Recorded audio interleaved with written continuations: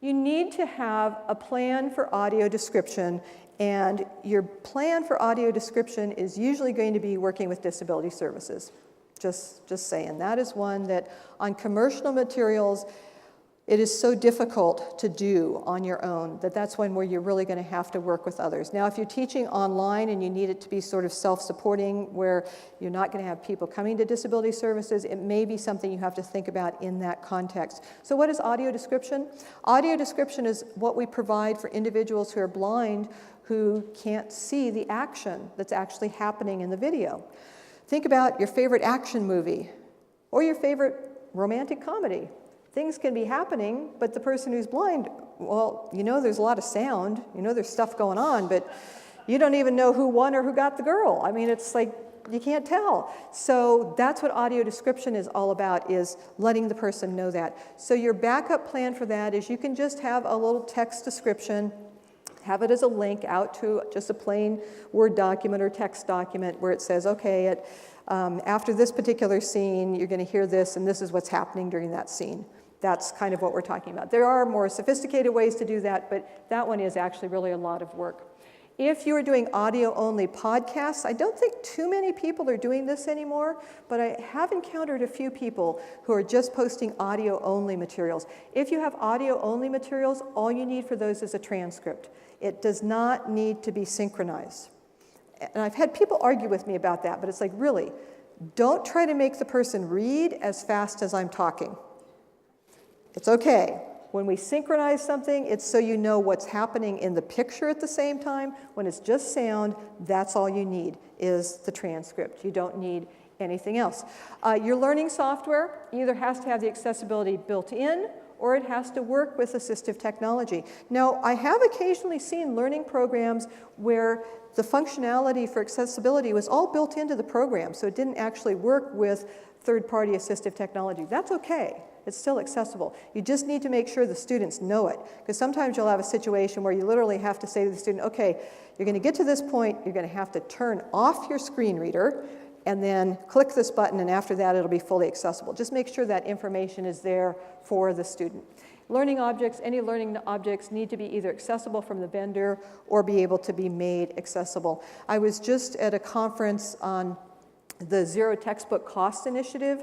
There's a number of campuses that are working on actually creating degree programs or certificate programs where there will be no cost for textbooks. So they're doing various different strategies for that. But one of the strategies is using open educational materials, the OEM or OER rather materials. And that's fine, but do check them for accessibility. They're not always accessible. The good thing about OER materials is usually it's okay to fix them, because they are open, and then you can just let whoever created them know, yeah, this needs to be fixed. And remember, if it's not fully accessible, check with disability services. Is there an equally effective alternative? If there is, great. There are things out there that, yeah, we can do something equally effective for that. We can deal with maps, we can deal with stuff in science. You know, we have ways of doing that. Fixing a software program that's not working? Yeah, no, I don't have any way to do that that's equally effective. So this is, again, why having your work group is going to be really useful to you. Now, I've had faculty members say, well, wait a minute, what about my academic freedom? Doesn't this interfere with my academic freedom? Academic freedom is not about making your life easier. Sorry. Yeah, sorry. I know. It would be nice, but yeah, no, sorry, it's not. It's about really your First Amendment right of freedom of speech. If you go on to something like the Chronicle of Higher Ed, which is a publication written by faculty for faculty, and you look up and see what they have said about academic freedom, they make it very clear. It is a First Amendment right of freedom of speech. It means that if you're very much in favor or very much not in favor of certain things that are going along politically, you may get pushback from your students, but you're not going to get pushback from the administration, assuming you're not teaching like math or something.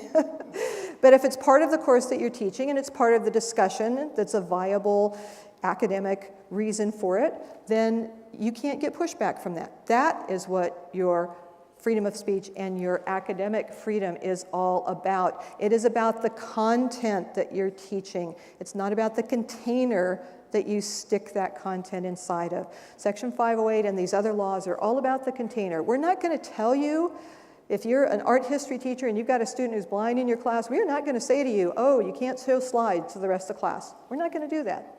We are going to say, okay, you're showing a lot of slides. Let's see what we can do to help with that, to make that work for this student who's blind. And we do have, yes, there are students who are blind who take art history. Yes, there are students who are deaf who take music. Yes, there are students who are blind who take photography. So if you're in any of those courses, you don't get to use the, I'm never going to have a student who's blind or deaf or fill in the blank. Yeah, we've had them all. It will happen. Student with mobility problems in an archery class? Yes, we've had it. Phil, what's that commercial? Is it State Farm? No, Farmers, right? Yeah, we've seen that. In disability services, we've seen that. So conforming to Section 508, it's about allowing that equal access to the content. That's really what we're talking about. We're not going to tell you what you can and cannot teach. Now, we may tell you, sorry, you can't base your entire course just on Alex or my math lab, and I know you really, really, really want to. And it would certainly be a lot more convenient, and you're having stars in your eyes about no more grading papers. Yeah, sorry. Well, we do grade papers. Yeah, but maybe not. So why do you like it then, besides the students learn. The students learn. So make it an option. Make it an option. We do just, I'm just saying, I grade a different test for every student I go through and look through to give partial credit. So I just want to make that clear. Okay. Well, I like the fact that you don't have to grade as many papers about it, personally. I'm glad that you do. You probably work harder than I do. So the thing is that we can make them options. And that's fine. Put it in your math lab, make it an optional part of the course, but don't play the game of it's optional, meaning you don't have to. And that's different. That's not the same as really being an option. When it's an option, it's like, okay, it's an option for everyone. You either do it or you don't do it. It doesn't make any difference to your grade. Some people learn better that way. Some people don't. Some people don't like all of the electronics and the programs and the support. And it's not just people like me with pretty silver sparkles in our hair. It's also some of the younger folks who don't necessarily learn as well in that way. So great, give them the option, but don't require it. So let's talk about some things that you can do right now to make access better for all of your students. So the first one is, with your documents, this really is the easy button. Don't just post the PDF, post the other documents as well. If you've got a DocX, an RTF, I can run that through Google Translate. If you have your students who are English as a second language, they can go in and they can take a look, they can make notes, they can highlight, they can do all of those things on a Word document as well as on a PDF. I already talked about LaTeX. I would far rather have a math instructor give me LaTeX than a PDF any day of the week. So much easier for me to work with. Emails, if you're going to put graphics in your emails, make sure that they have a label on them, the alternate text label. It's just a matter of right-clicking on it, saying, format the picture and putting your alt text description on it. Just short, that's all it needs to be, super, super short. Or put the information in the body of the email and attach a printable flyer. That works perfectly fine as well. Forms, if you're dealing with forms, I'm sorry, forms are a pain. They're difficult, but they do need to be accessible. I talked about the list. If you're creating accessible documents, if you're creating accessible formats, or rather accessible courses, follow that list that I talked about that we'll come back and we'll give you some hands-on with that.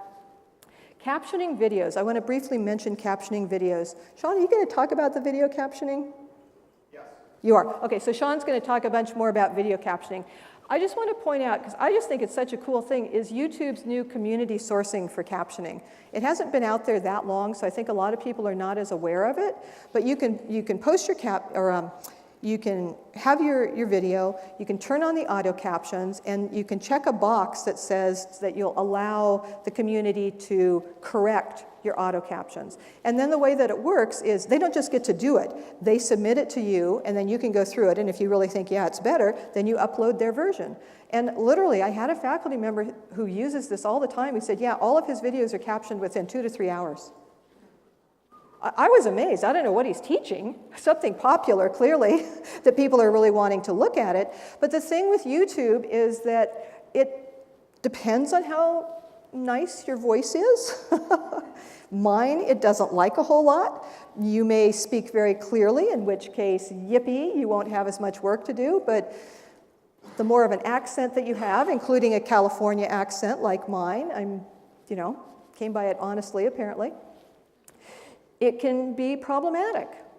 You can get, not that good a recognition. But even if you get word for word 100% accurate, it's still not going to capitalize properly for you. It's still not going to put in your punctuation for you. And there's a big difference between let's eat, comma, grandma, and let's eat grandma. Or I'm sorry, period. I love you, exclamation mark, versus I'm sorry, I love you. And people have said to me, well, they'll be able to tell from context. Really, hearing person, do you know where context comes from? Because you can hear it. That's where context comes from. Try going around with really strong earplugs for a day and just tell me how much you can figure out about what's going on around you. We never do that, but it's really difficult. So the other thing for those of you who are doing things that are a little bit more complex, you may have multiple speakers where you need to distinguish between who's talking about what. If you've got kind of a couple talking heads going back and forth, sort of like the typical interviews or debate kind of things, it's really important to know which candidate said what. It makes a huge difference. So that kind of thing needs to be included. Any sound information that's important for understanding the video. So for instance, if you've got a couple in the living room who are arguing, and then one person goes off screen, and you hear a door slam, and you hear a car engine start, and you hear tires squeal, well, the hearing audience knows, okay, we're set up for some sort of dramatic tension in the next scene. There's been this big fight and maybe a breakup or whatever. All the student who's deaf knows is somebody left the screen. I don't know any of the rest of that because I can't hear it. So if you're doing more complicated things like that, all that sound information needs to be included as well. And although YouTube is trying now to actually include music, it will actually let the person know if music is there, they're still struggling to get sounds right, although they are adding them in. So they are trying. I want to make sure everybody knows about the DECT grant, the Distance Education Captioning and Transcription Grant, and 3C Media. Both of them will provide captioning for your online materials for free. 100% for free to you, to your campus. And I'm guessing that Suzanne in DE probably is coordinating that. She's giving me a nod here, yeah. So check with her if you are teaching online. And I believe now that they also, if you have a hybrid class, if you have a web enhanced class, I'm thinking, yeah, that they will do that as well. So if you're a face-to-face instructor, but you would like to put a lot of videos online for your students to take a look at, those can be covered as well. You just send them the information. If it's YouTube, I think with 3C Media, I was told that you just send them the link to the video, and they will literally upload or correct the captions for you and just put it on that link, and it's pretty seamless. Just stays in your course, and you don't even really have to do much with them. The other thing is, if you're creating videos yourself, learn to verbalize your process, whatever you're doing in the video. So if you are solving math problems, go ahead and don't just say, okay, here's the equation. Say, what is the equation? Here's the equation, 2x squared plus x plus whatever it might be. Verbalize the equation. Don't just say, okay, now we're going to subtract 4 from both sides and then go blah, blah, blah. Say what you're getting. We subtract 4 from both sides, which leaves us with learn to verbalize all of it. We may think that we're doing it, but it's good to listen back to it and see, did you really do it? Because it's a frightful experience. Isn't it? Yes, it's a learning experience. Another really good learning experience is to actually write directions and then have one of your colleagues follow your directions. It's another humbling experience. We think we're so clear. So Verbalizing the process, that allows you to not have to worry about doing any audio description, because you've essentially done your own audio description. And although it's absolutely necessary for your students who are blind and visually impaired, it's a lot of your students that really are going to be helped by having that reinforcement of seeing and hearing it at the same time, including students who are not identified as having a disability, but just maybe easily distracted by all of the different electronic things that's happening. So verbalizing the process, that's a really big one for making your courses accessible. So this whole idea of verbalizing and how you speak is a much bigger issue than I think a lot of us really think about. So you have people who can't hear. You also have people who do not process things well auditorily. And I can tell you that I'm one of those people. When I tried to take foreign language, I would have the instructor saying to me, "E," and I'd say, "E," and they'd say, "No, no, no, no. Talk to another student. You say it for her."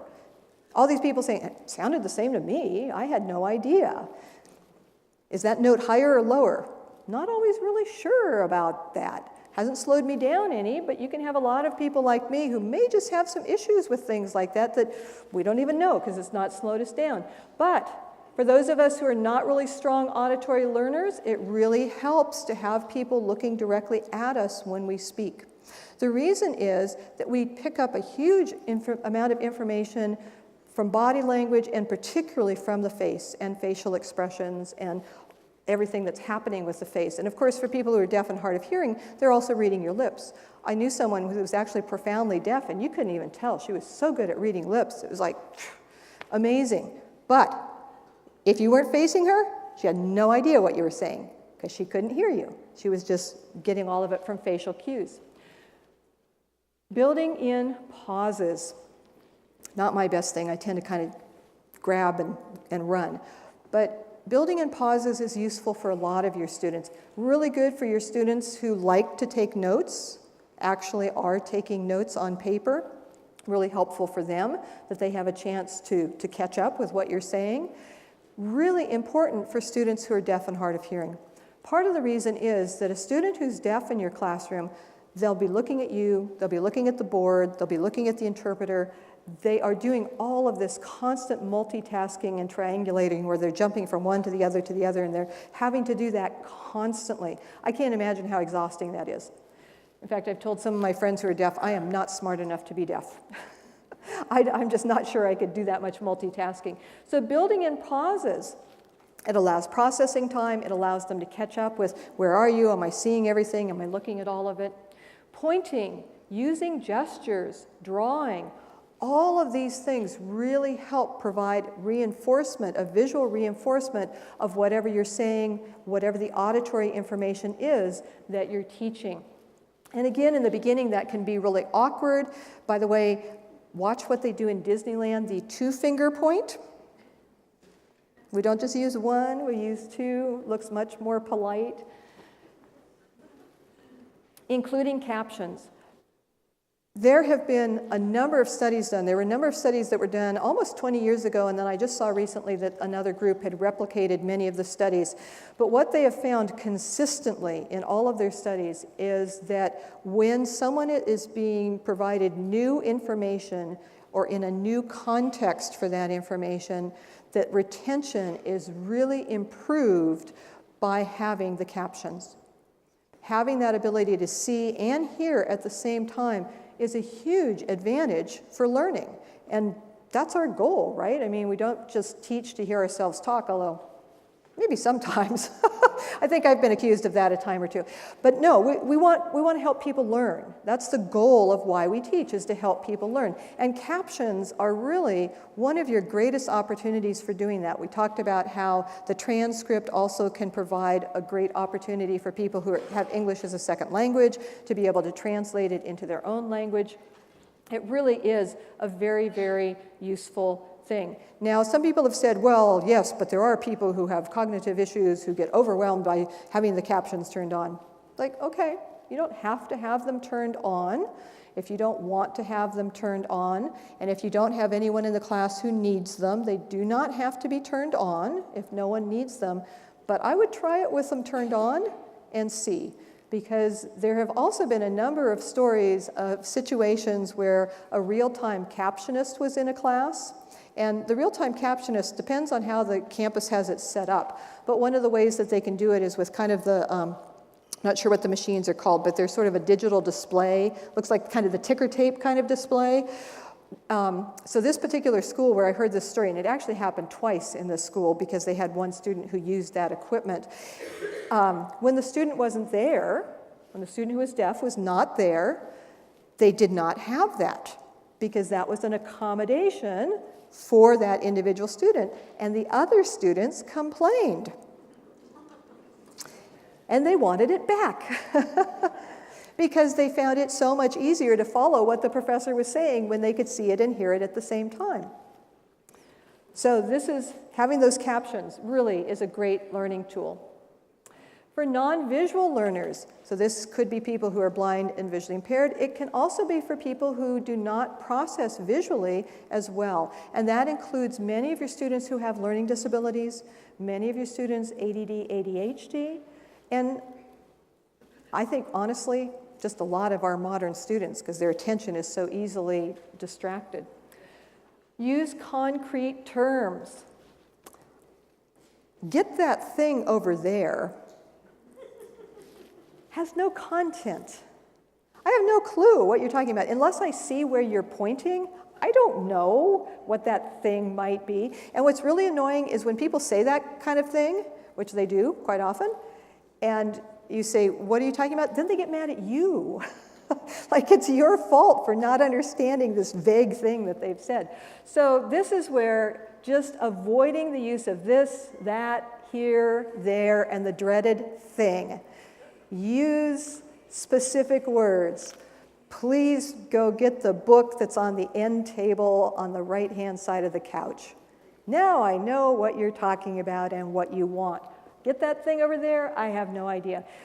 Here's one we use all the time. You can see that. Yeah, maybe. Like it's completely self-evident. And by the way, it's okay to say see. It's also okay to say blind.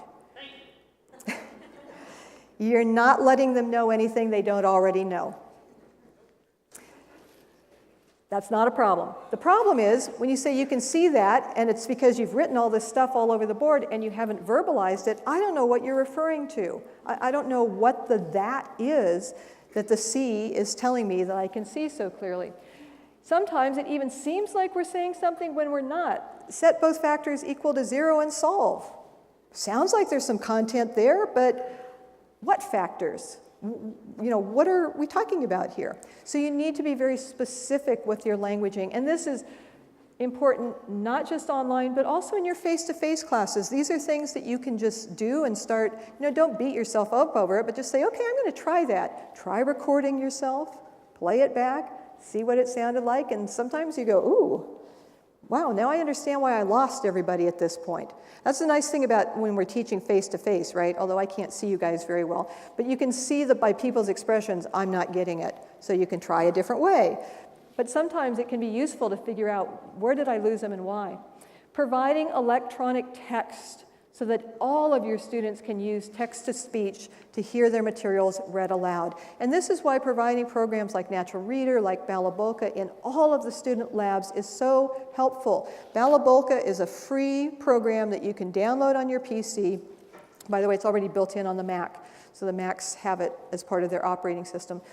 But you can download it, the student can run their Word document through that, and they can create an MP3 of it, and so then when they're commuting or they're on their bus or they're doing some job where they're maybe have some time that they can listen, sometimes people have work where they can listen to their iPods or whatever while they're doing their job, they can be listening to their book, they can be listening to their material. So providing that electronic text is really useful to all of your students so that they can hear things read aloud. I'm sorry, what is electronic text? I don't know what that is. It is any text that the computer can read. So it's a Word document, it is your email that you do. So E for electronic text. Where it gets a little confusing is sometimes there's text that looks like text to us visually, but the computer doesn't see it as text. So if you scan a document, yeah, it's like the scanned documents. There's no text there really, it's just a picture of text, which is kind of a little hard to wrap your mind around sometimes, but e-text is actual characters, individual characters. You can select it with your mouse. You can highlight it and get actual characters. Kinesthetic learners, the people who like to be active, like to move around, like to learn by doing, for those folks, it's really helpful if you can walk them through the steps. I have worked a fair amount with the veterans on groups on campus. You've got well, at least you did have. I'm not sure if you still do. You had a really wonderful person here at Sierra College who was doing a lot for your veterans. Not sure if she's retired or if she's still here. But a lot of your veterans really are very kinesthetic people. They don't sit still really well. They like to be up, they like to be doing, they like to be out. And there have been studies that have shown that you will get a much higher retention rate for your student veterans if you literally walk them through the registration process. Literally, somebody walks with them through the different stages as they're going through. Because what happens is otherwise you tell them, okay, well, you need to go over to administration and you need to go to this place and you need to go to that place. Oh, but before you go to that place, you got to make sure you get this form from this other place, because if you get up to the window without the form, they're just going to send you back. And usually about that point, you've lost them and they never come back. Because that's not, for many of those individuals, the reason that they went into the military in the first place for many of them is they don't do well with a lot of auditory information. Otherwise, they would have stayed in school, because we give a lot of auditory information in school. They're much more, they like to walk through things, to actually do things with their hands. So walking them through the steps can make a really big difference. And in fact, this is one, I actually had a chemistry instructor who said to me one time, so this is why my class is telling me that even though I tell them to read the book the night before, that they say they don't understand it until they actually get into the lab and I actually show them. It's like, yeah, that would be it. It's not that they don't do the reading, it's just that it doesn't go in until they have the context to put it with. Some people are very context focused. Making sure that people know where to go and what to do when they get there is really helpful to all of us. If you're giving directions, literally drawing on the maps, redrawing over things can be surprisingly helpful. You know, if you're teaching geography, don't just say, okay, well, where is this country over here in the Middle East? Literally go over, draw over the borders so that people can actually see, this is what I'm talking about. You'll be surprised. That will actually help a lot of your students, not just your kinesthetic students. And then, doing activity-based homework and assignments when possible. I do a whole, anything from 1 to 2 hours just on universal design for learning. And one of the things that I've collected over a period of time is stories from people telling me how they have included more activities into their classes. So for instance, there was one person who was teaching history, and right the first day of class, they said, okay, I'm going to be doing this particular period for the next 3 weeks. He put a timeline up on the wall with tape, and he divided it up, and everybody walked through the timeline, and he talked about some of the significant things that had happened, and this is what we're going to be learning about over the next 3 weeks. And at the end of that time, you're going to be required to pick one of these periods that I've marked on the tape, and you can bring in music from that time period, you can bring in costume from that time period, you can write a paper about that time period, you can give a talk about that time period. He said he gave them like his whole laundry list of pick any of these activities, but then on this day you're going to be presenting to the class on this particular thing, whatever you pick from that time period. And the person who was telling me this story, she was really into cosplay. You guys know, I didn't know what that was. Costume play, it's like the Trekkies who go and I've got a friend, she's got like 3 different boots for her Star Trek outfits. Her husband is still totally baffled by this. He's got like one. One science officer uniform, she's got the one that Uhura wore when she was doing this and when she was doing that.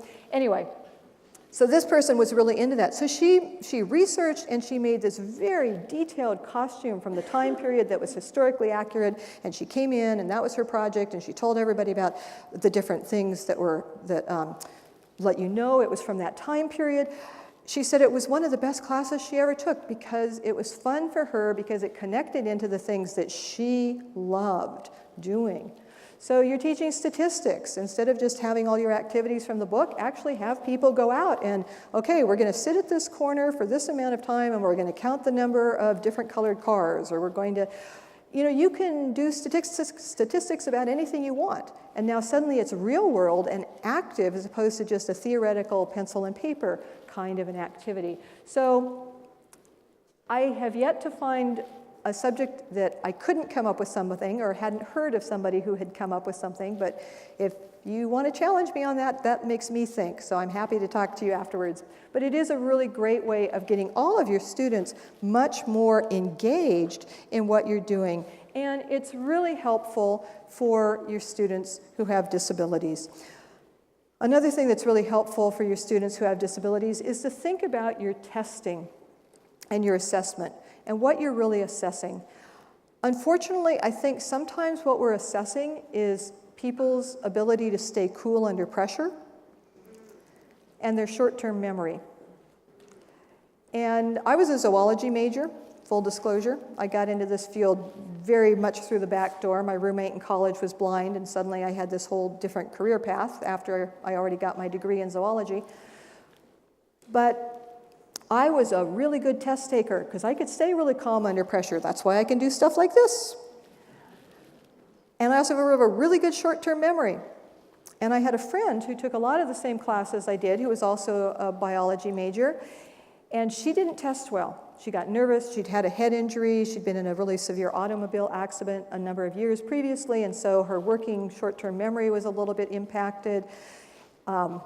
And so she didn't do as well on tests. I would always get the A's. She would get like the B- or the C+.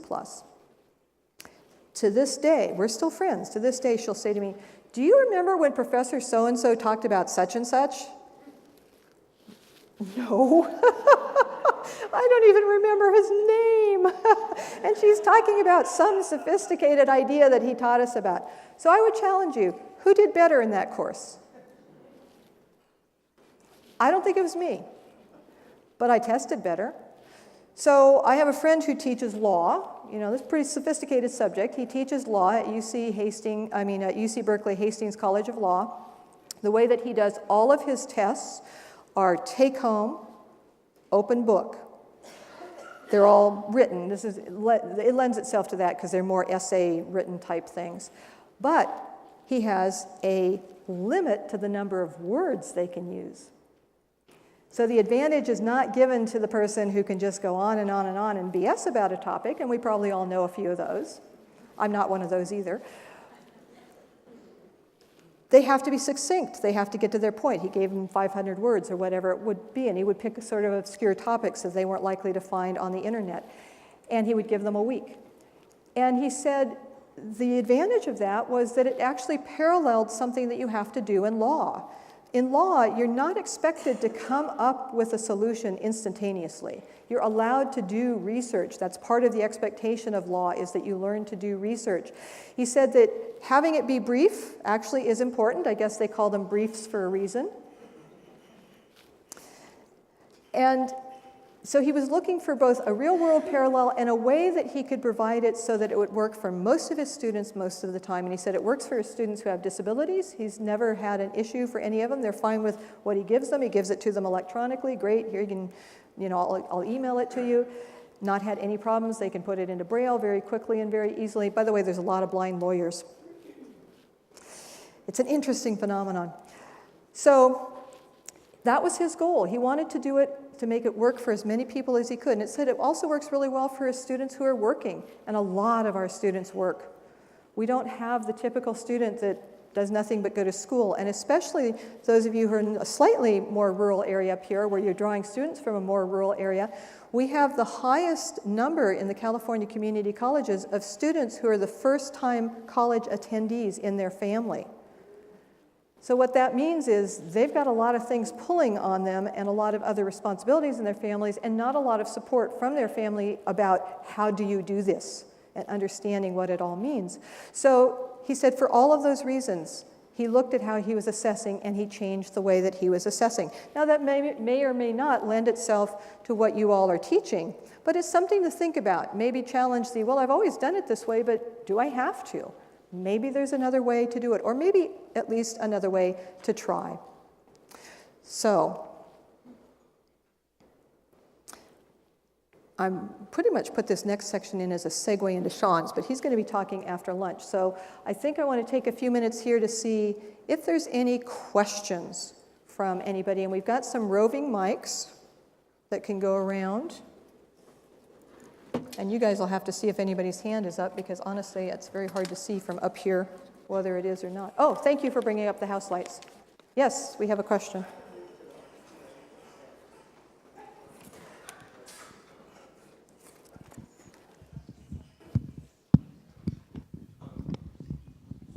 I think Hello. we've got the circle thing going on here. Oh, I just there had you a go. real Okay. quick question. It's about accessibility. Can we access the PowerPoint you have here on the website down below?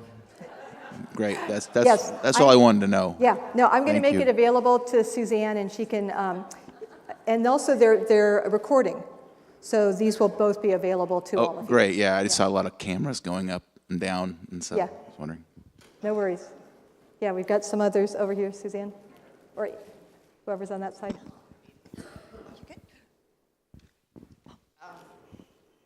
What other things besides my math lab are you familiar with that are having problems right now? What other publishers' materials? Generally, almost all of the learning softwares are having some issues. There's very few that are not having some issues. There's one of the online homework ones. Is it Web? What is it, Sean? WebAssign is the one that, yeah, is pretty good. This is something where you really do need to talk to your folks in disability services and ask them, you know, can you help us with this? Because it's something that even for us in disability services, a lot of times we're on listservs that support us in this. We're also often pushing out, talking to other people. Has anybody looked at the accessibility of this? Are you finding that it works or doesn't work? Unfortunately, right now, most of those learning softwares are problematic, at least as a focus for the course. You can use it as an option, as long as it's truly optional, but making it the focus of the course is really problematic. Right next to you, Amy, you got another one? I just heard that Chancellor's office is opening or planning to open an online college. I'm sorry, I'm I've having a hard time heard hearing. that we're going to get another college opening soon in California, which will be fully online, correct? That is the theory, yes, that is what the Right. governor has said. I just wonder how is that feasible, possible, if any online math course is pretty much impossible to do? I think that's a very good question, and I think there's some people who are very concerned about that statement of the 115th college, and are very curious about, well, how will that work with accommodations? Who's going to accommodate then a student who needs tactile graphics, or what if they need audio description, all of that sort of thing. I think there's a lot of that has to be worked out, and I know the district that I'm currently in, Foothill De Anza Community College District, they have the OEI grant along with Butte. They kind of have that. It's a whole lot of grants that Foothill De Anza and Butte College are sharing. And I know that Joe Moreau, who's the technical, or the CTO, I guess, for Foothill De Anza, has expressed concerns about there's so much to work out with that if we're actually going to do it. So we'll see. I don't know. Stay tuned on that one.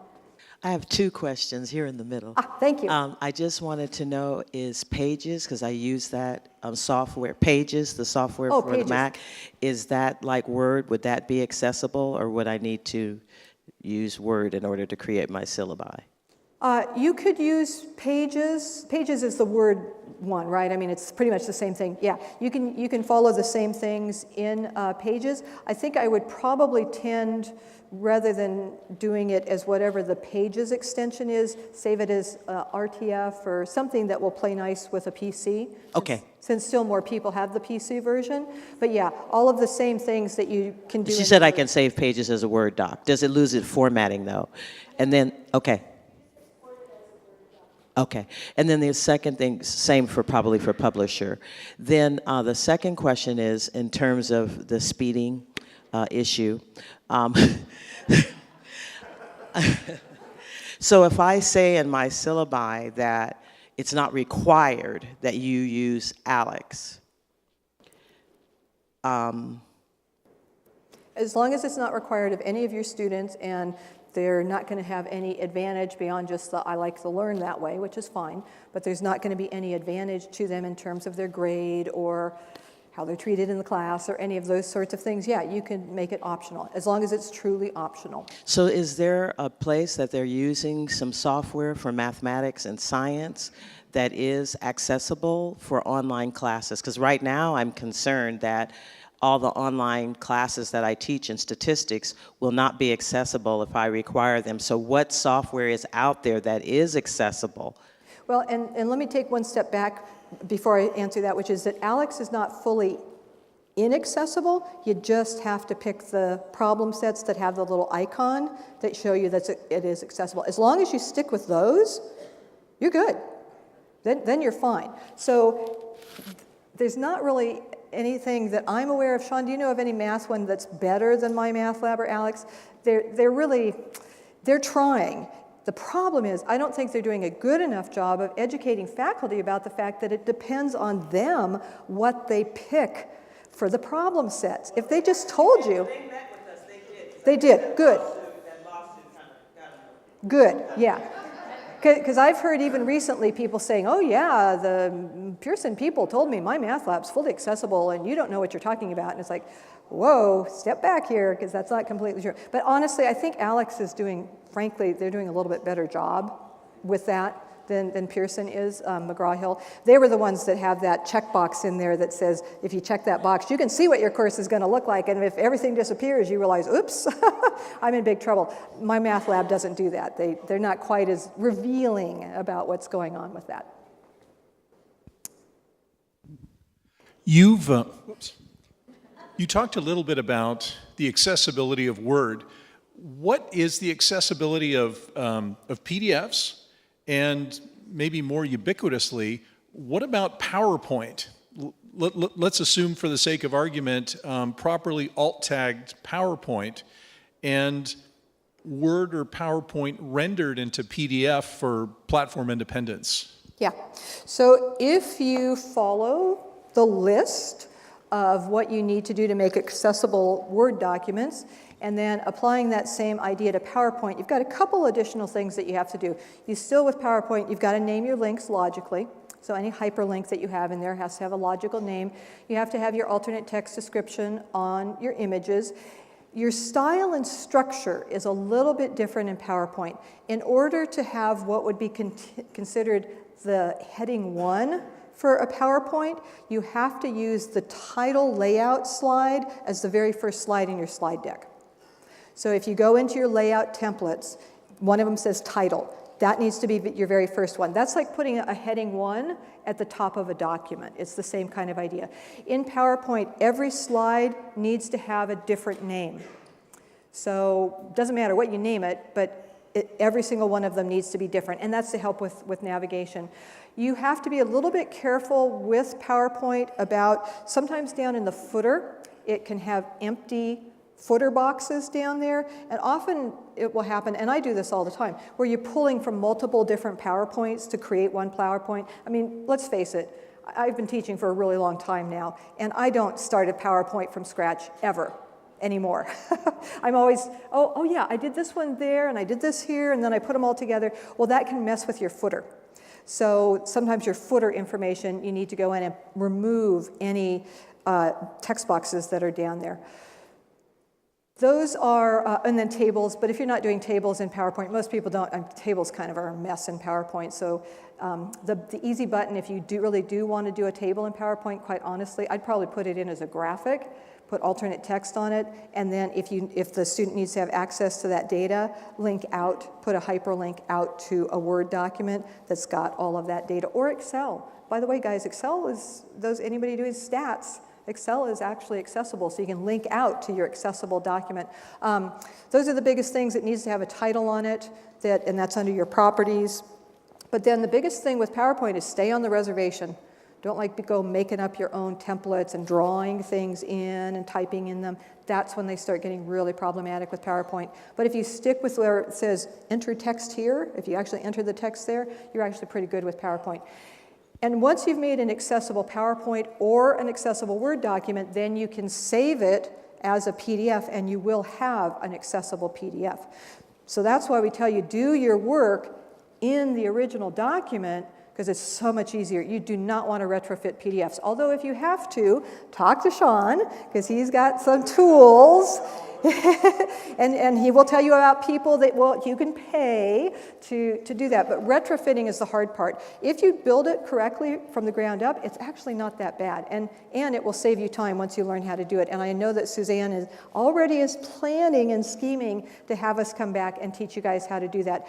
The one caveat I would get is if you're working on a Mac, it's still best to do the very last step of creating the PDF itself on a PC. Do everything else on your Mac, but then that last little bit, go to your library or go to, whatever, do your save as PDF as that last little bit.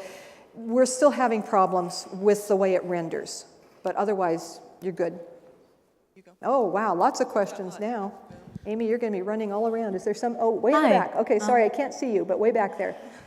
I had a question about other homework platforms outside of MyMathLab. So there's been a lot of discussion about homework platforms for math, but are there homework platforms for other subjects that are equally inaccessible? Yes, and the one that we know of that really is pretty accessible is WebAssign, right? Am I saying that right? Yeah. Portland Community College, which always confuses me because they're PCC, and we also have a PCC, our Pasadena City College, but Portland Community College up in Oregon, Portland, Oregon, they've done a huge amount of great work around accessibility and have got lots of wonderful resources up there, and they really vetted WebAssign and gave it a pretty good thumbs up. Okay, and Sean's going to talk more about that. Okay, I have a question for you. Yes. If you Hey! if you like what you're saying right now is really important for instructors, is there a link or a handout or a guide or a handbook for us to have all these information? Because I can't remember what you just said about the PowerPoint. So where do we find how do we do all these things for like PowerPoints and Word docs, and is there a link? Do you have a link? Yeah, Sean's got a lot of stuff that he's going to be handbook? talking about on the CCC Accessibility Center website. Also, another great resource is WebAIM, W-E-B-A-I-M, WebAIM. They're a nonprofit out of Utah, out of University of Utah, Utah State, I forget. Utah State, thank you. And they've got a lot of really nice how-tos. And then also, Sean's making available resources on the CCC Accessibility Center, and he's going to talk about that in a little while, but he's also underwritten by the Chancellor's Office at his site, so he's also a free resource for you guys. Yeah. Okay, so I'm more of a science, math, STEM field, and I teach a lot of online classes. I use a lot of images, so I have a lot of alt tags. My issues are coming up when I'm testing from images, because if I describe the alt tag in the image and I'm asking them, identify, say, locomotion pattern of this primate based on its limbs. Right. If I'm telling them, the alt tag is the answer. Right, no, I understand that. How do we navigate that issue when because you mentioned art history. Yeah. I would see the same issue. Yeah. How do we navigate that? And that's where it goes beyond access to accommodation. Okay. And so, yeah, you're right. You can't because you're going to give it away. So that is where you have that information. And I just recommend that everybody has this anywhere, that if you need a greater level of well, let me take a step back. If you're a person with a disability and you need a greater level of accessibility to any of these materials, please contact me and give them your contact information. And then Disability Services will work with you to figure out a solution. Sometimes it may be that they'll provide a tactile graphic. Sometimes it may be a 3D model.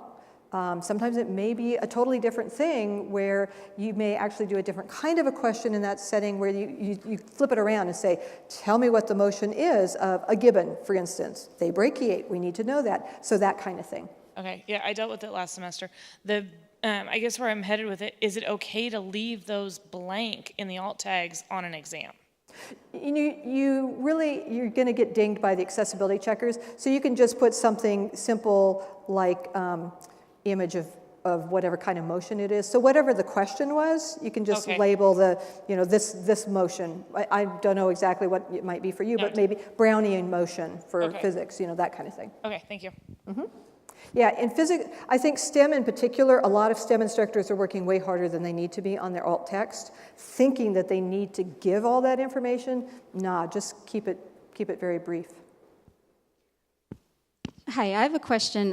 One of my assignments entails students to create PowerPoints and perhaps upload it onto a discussion board. And I'm just curious, do I need to go in, and then part of the task is for other students to make comments, let's say, on those presentations. Right.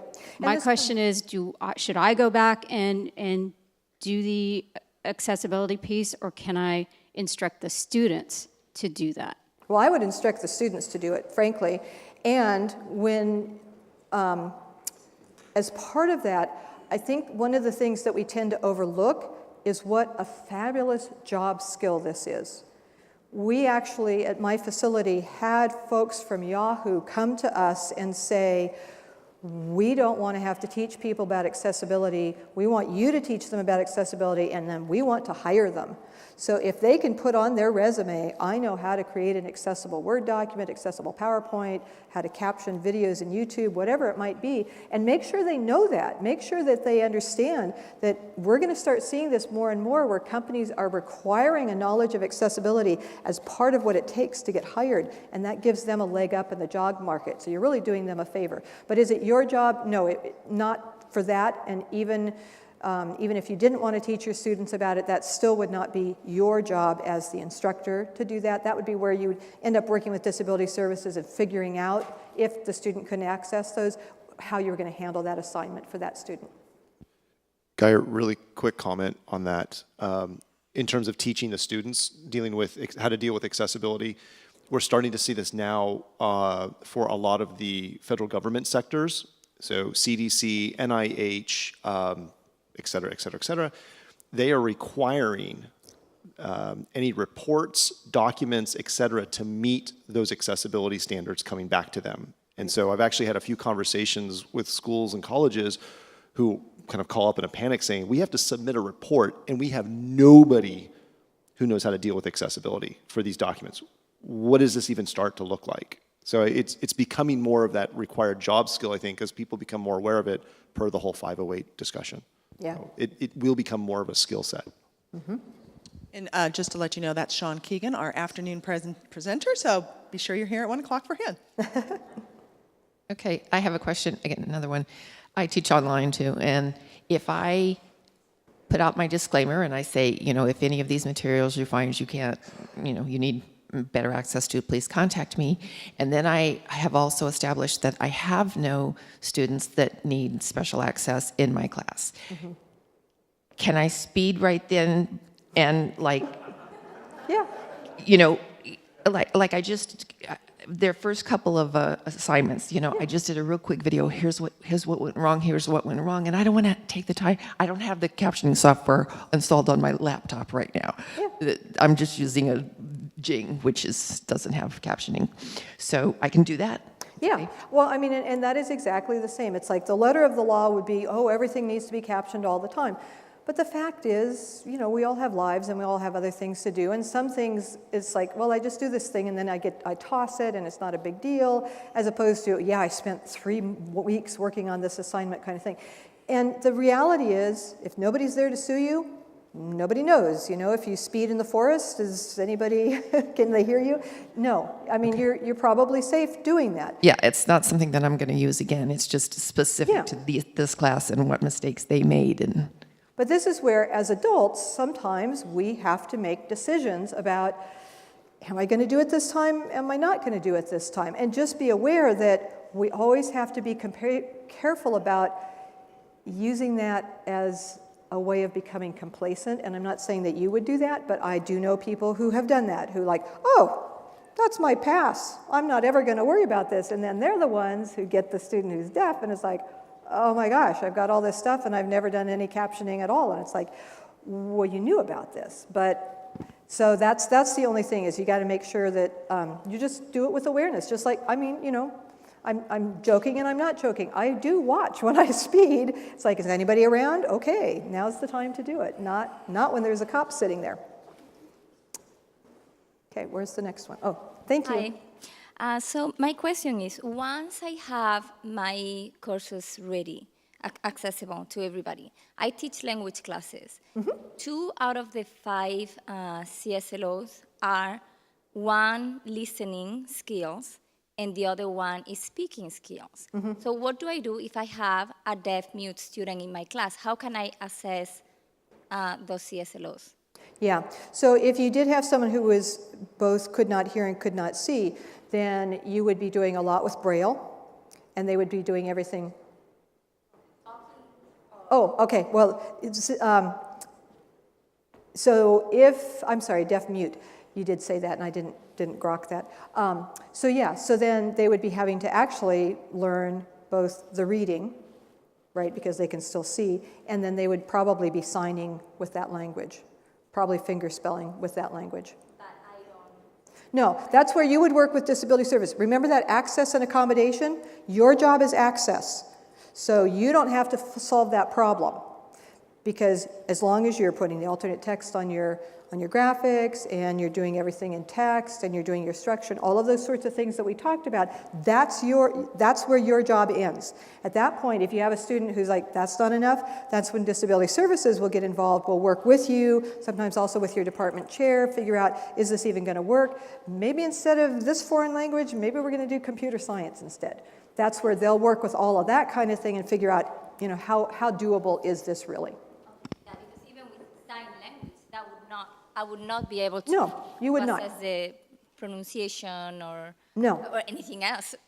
Nothing. And Yeah. not the listening either. Okay. Yeah, Thank you. but that's not, you don't have to worry about that because that's not your job. But I'm glad you asked that, because this is one of the things where I think we get a little freaked out. And it's when we're shifting into the other person's part of the job, that's when honestly the freak out starts to happen, because your job is access, they're going to deal with accommodation. On the other hand, they have literally the exact same freak out when they see you guys sending them things that have no accessibility built in, and now we have to accommodate it, but there's already no access. And so now I have to add access, and then I have to accommodate it, which takes me so much longer than if you've done your access piece for us. Yes? Actually, 2 questions. One, I wanted to ask a question related to what you answered to your question here. The speeding one? The speeding one. I have heard that students do not have to disclose that they have a disability. They have to disclose that they have a disability if they want an accommodation.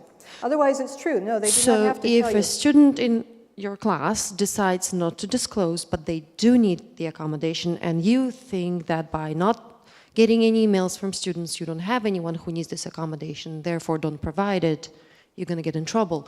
So... Well, that would be where they would have to go then, and they would have to say, I need an accommodation. So it would be they would need to let you know that they need something additional, and they don't have to do it through disability services. They can go to your Section 504 coordinator or your ADA coordinator, or they can come to you and let you know, and then you can say, oh, okay, we're going to have to work with these other people to figure this out. But that is the one possibility that you could have. I mean, that is why it's speeding. You know, I know that I can look around a lot to see if there's a cop, and then sometimes I get tagged anyway. Okay. Second question, if a vendor comes and offers their learning, online program for online homework for math department and advertises they're fully accessible, saying that the typical issues like with visuals, with graph and all of that, that they have those verbalized processes and transcripts and everything. Every image has, besides alt text, a file attached with full description of what's going on there. How can we fully know that it's true? Is there a place, a service, a online resource that you know of where we can go and say, okay, you claim you're accessible, how can I check that they are before I choose this product for my class? So it depends on the program. So are you talking about your own courses being accessible, or are you talking about third-party software being accessible? Third-party software. We just had a product advertised to our department, math department, about a week or two ago. It's a new program. I wasn't aware of it. It sounds wonderful. And they do claim, with all these examples that they provided, that they're accessible. How can I make sure before I commit to using this for my classes? And I think Sean's going to be talking about that. There's no like official seal of approval. There's nothing like that. And a lot of the reason there's not is because it's such a moving target. We've literally had vendors have a piece of software that was accessible, and then they did a service release upgrade and it broke it. And it's like, well, it was accessible yesterday, and now it's not today. And so there's no like kind of official site for anything like that, but there are questions that you can ask vendors. You can also, as part of your due diligence, say to them, not just, are you accessible? Because a lot of them are just going to say yes, but say, great, then I need a demonstration. And Sean's going to talk about what you can do with that. It's not hard. They don't need special things. They just put away the mouse. They can do the whole thing without a mouse. It's going to be pretty accessible. But the other thing is that, sorry, brain left the building. It will come back. Yes, it will come back. Third party. Oh, ask them for their user testing. Because if they really are accessible, they have tested with users who have disabilities. When you say user testing, that's a document where they have a report of what? They should have a report. Okay. Yeah, and if they say, oh, well, that's proprietary, say, that's fine, we're willing to sign a non-disclosure agreement. We won't share it with anybody. Thank you. Mm-hmm. I was interested in your mentioning about Photoshop as the example, and one of that's the course I teach online. Oh, there you are, sorry. So my problem isn't so much putting the captions, it's the frequency now that Adobe updates Photoshop, which means 2 semesters and you're into it all again. Do you have any strategies or suggestions about can I speed at least a little? You know, just getting the desktop videos, I have about 40 of them and it's pretty tough. Yeah, you know, that might be one that I need to think about for a little while. It is really hard, I agree, and they're constantly updating, and you know, they're honestly not the best always in terms of accessibility, nor is Google always, unfortunately. We kind of assume that these big companies are going to be on top of that stuff, but it's not always the case. So other than just pushing back on them and saying, you know, really, we need to have you doing some of this for us so that we don't have to worry about it, that's kind of the only solution that you've really got there. You probably will have fewer students who are going to specifically need a particular accommodation, and you're probably more going to be in the course modification, you know, course substitution kind of thing with people who have severe disabilities.